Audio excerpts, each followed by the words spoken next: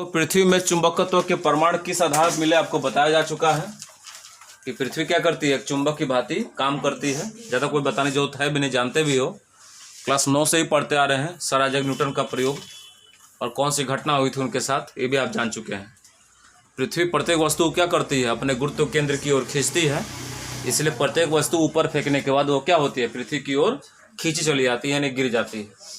इसका प्रमाण बहुत सारे वैज्ञानिकों ने अलग अलग दिया, तो उन्होंने इसको सिद्ध करके भी दिखलाया, भाई वस्तु फेंक कर ऊपर से नीचे भी आ रही है।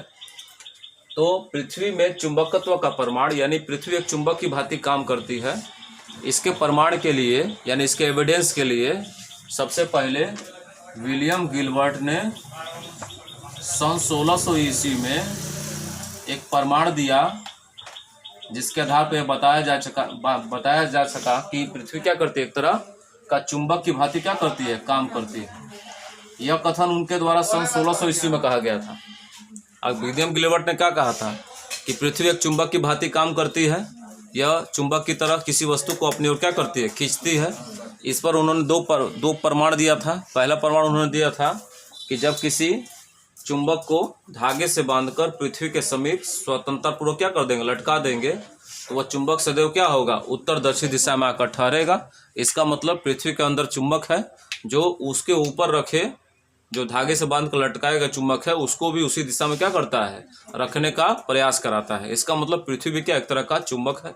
दूसरा प्रयोग क्या था, जिसमें नर्म लोहे को गड्ढा करके उसको मट्टी में गाड़ के कुछ दिनों के बाद छोड़कर हटाने के बाद निकालने के बाद देखा गया कि नर्म लोहा एक चुंबक की भांति काम करता है। यानी जब उसे किसी लोहे वाले पदार्थ को सामने ले जाते हैं तो वो भी क्या करता है, उसको आकर्षित कर लेता है।